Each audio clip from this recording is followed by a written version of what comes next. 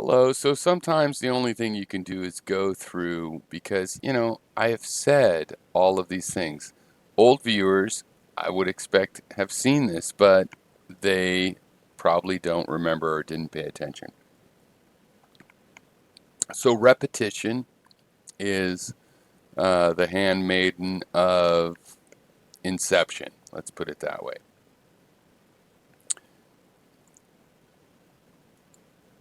So I thought I would commit a little bit to a model. Um, Basically, I think the photon is when you have the orbitals in a higher energy state and then they drop to a lower energy state, they send out a certain amount of energy. So the weird thing is, since energy isn't a continuous thing, you can't divide it. As the circle of the energy goes out as the ripple, you can't divide it because there's a minimum amount. It's either zero or it's a whole amount in a particular.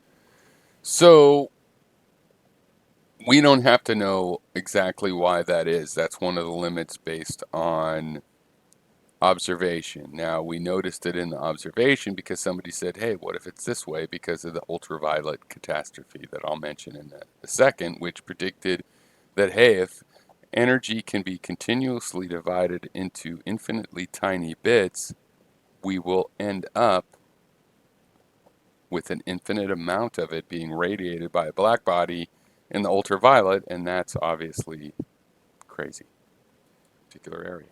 So that's weird, and that creates the idea of a photon, which I think is just entanglement.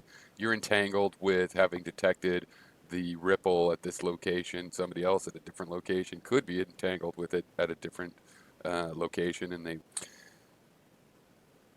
information is entanglement, right? So the idea that two things are entangled means that, hey, I win if it's tails and you win if it's heads. We might not know yet whether it's heads or tails, but we do know that if I win, you lose, and if you win, I lose. And that's information. It would have a different set of information that entailed based on the entanglement. Entanglement's easy to destroy in nature, but the human brain, being an entropy pump, um, maintains entanglement. That's what information is entanglement.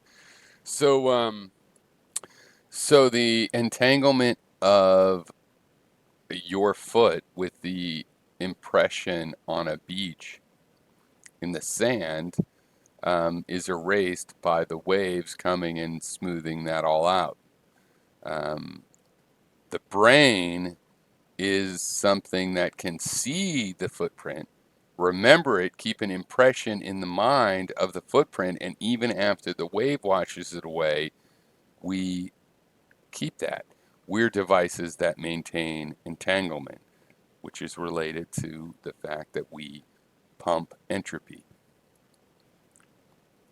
basically, my model is that the photon is an ephemeral phenomena that's a cross section essentially of the full data set that comes from whatever is causing this weird quantification of energy. Now, I just wanted to say that this is me from almost a year ago, and I'm perfectly willing to pwn myself.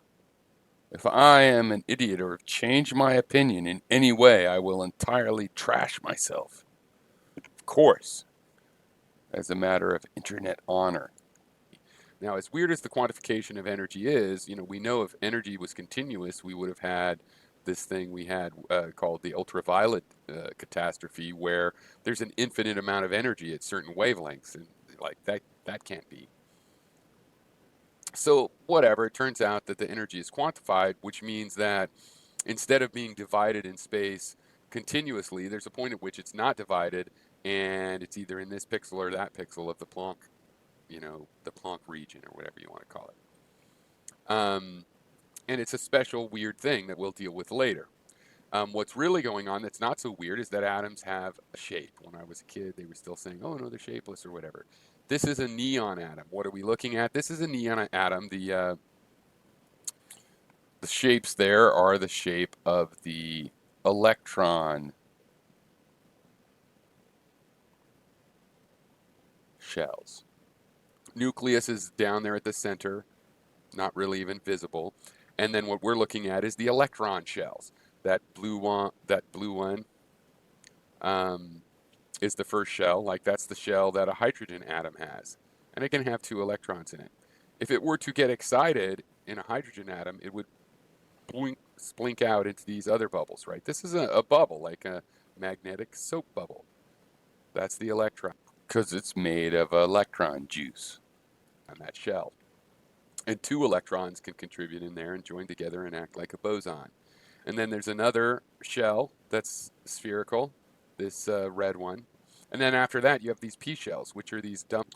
After that, they're not spherical anymore, partially because they are repelled by the other electron shells, right? Electrons don't like to hang out together except for the first pair. The first pair does like to hang out together and make a shell together. After that, the electric charge is like, oh, we want to be evenly spaced away from each other. Dumbbell shapes, or there's 3 of them here for the 3 dimensions. One this way, one this way. What we're looking at is neon, where all of these shells are filled. Each one is a pair. 2, 4, 6, 8, 10 electrons. And that's neon, and its electrons are all filled up, so it doesn't really want to react with anything. Because the thing is, when one of these little nodes has just 1 electron in it, it wants to pair up, whatever reason. If this shell bumps into another shell where there's only 1 electron in that shell, it'll want to connect. So a hydrogen, if it bumps, so this is 10. When you have oxygen, here's another way of drawing it. These shells all have 2 electrons, and the pink and the yellow have 1. So if another oxygen comes up here and it's yellow or pink bumps into this guy, they're going to want to share an electron. So they'll spark together. The electron from the hydrogen or whatever the other atom is will start to flow in and around the nucleus of this. You have what's called the covalent bond. And this pair. Okay, so the interesting thing here is that they each have 1 electron in these shells. The shells bump together, they start sharing them because they want a pair, right? But if each was a pair, there'd be 4 electrons, right? And they're sharing electrons, but they're just sharing out of the 2, the half of that they need. But that is a major pull for whatever reason. This is the Lego mechanics of atoms. When that happens, these 2 atoms share the 2 electrons, each of them kind of pretending that they have 2. I got mine and yours. And the other one's like, oh, well, I got mine and yours. 4 total. No, it's 2 total. But from the sharing, there's an electric current that is going around one of the oxygen atoms in its p orbital into the other p orbital of the other oxygen atom, and it's doing an actual like 3-lobed figure 8, right? Like a figure 8 with an extra, is that right? Yeah, it's sharing 1 lobe, right? So they each have 2 lobes with 2 of the lobes joined together, and then there's 3 and it's circulating, and that circulation holds those things together, holds those 2 oxygens, or similarly with the oxygen and hydrogen together. So pretty weird, right? Pairing is satisfied by sharing an electron. Both of these satisfy the pairing, even though there's still an electron missing, right? So when an oxygen hooks up with 2 hydrogens, the oxygen gets an extra 2 electrons, so it fills out to the 10 that it wants. And the hydrogen, which was at 1, fills out to 2, which it wants. However, they're sharing I electrons with each misspoke a other. little there, I And see. since there's a lot more positive charge inside the oxygen, the electrons that are going, when there's essentially 10 electrons flowing around it, there are too many. There's an extra attraction back to the hydrogen. So what happens is these soap bubble, Oh, I should speed magnetic this up. soap bubble Oh, it is electrons, sped up. they're not exactly evenly shared, and it creates the polarity of the water molecule.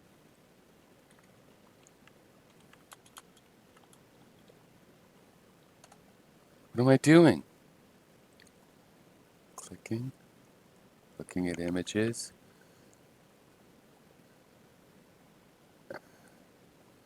I'm opening it in a new tab.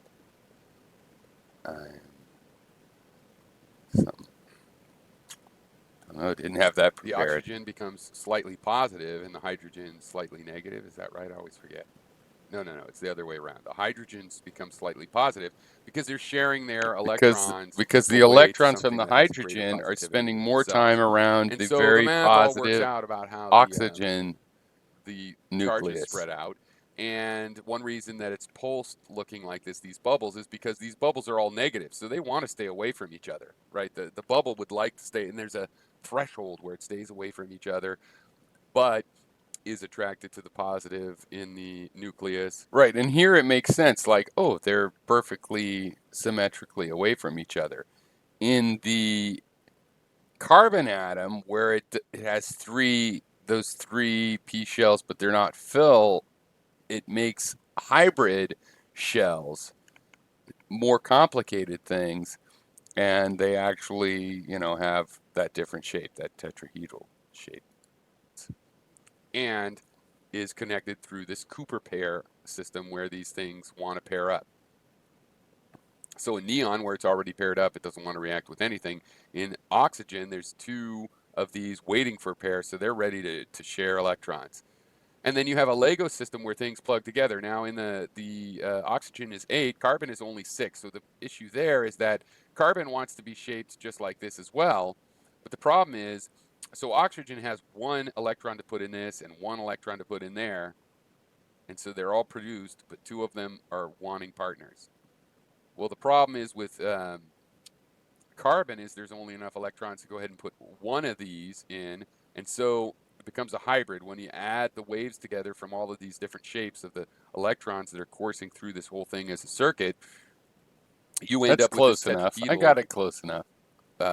distortion, basically, of that shape, which is again like oxygen and hydrogen, very reactive. They want to share all of these guys. See, they all have one, so there's 4 contact points where if an electron from a hydrogen or an oxygen shell bumps into this, it'll connect together and they'll start sharing oxygen. And this is what True. causes the molecules to bind together.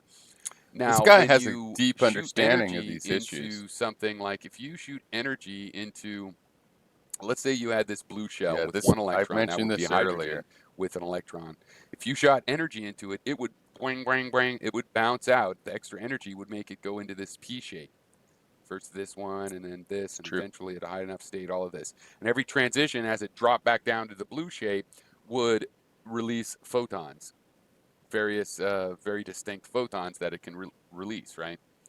And these energies are also related to what's binding these things together and what's creating this kind of Lego structure that allows things to hook together at different energies based on the shape of an atom. At a high enough energy, pumped with energy, it'll be bleeding photons, but you could keep pumping energy into a hydrogen, and it kind of creates the shape of an oxygen atom, but just with one electron, and therefore each of these connections is more faint. Yet if it hit another molecule, it could do this connection, which explains some of the differences of high energy physics. And this is how things plug together. And when this high excited state of hydrogen falls back into its low energy, here the blue orbital state, a photon shoots off and it goes off in a spherical ripple. Because of the Planck constant, the energy can't be divided infinitely along this surface as it grows continuously. And the energy has to be located at a particular point on there when we detect it. If we detect it, we are entangled with that solution, but all of the other solutions still exist, and other things in the universe are entangled with those other solutions.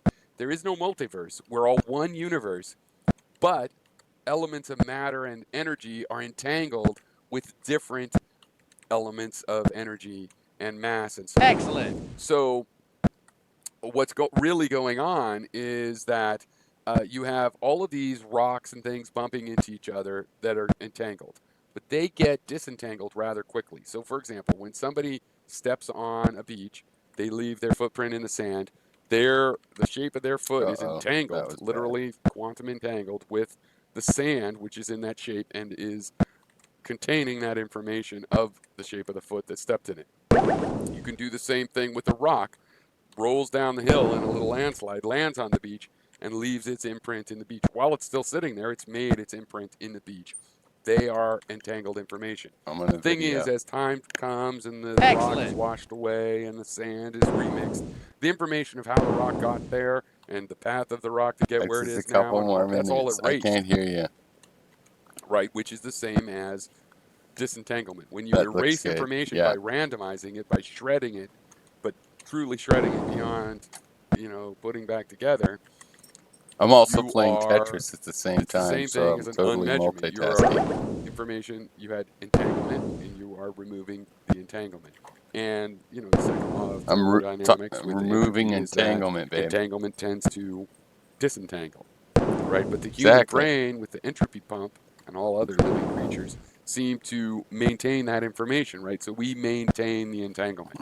We Oh, maintain shit. the consequence of one thing happened and then another, because physically we are, remembering or maintaining our connection to uh, information that physically happened. And so when the photon goes out in this bubble, we are getting entangled with it having arrived at a particular point.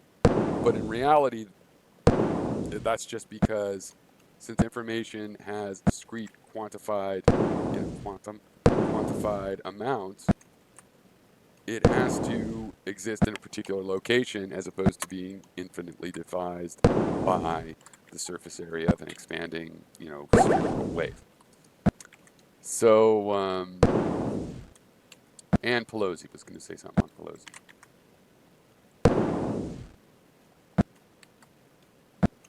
Oh, I guess I better go.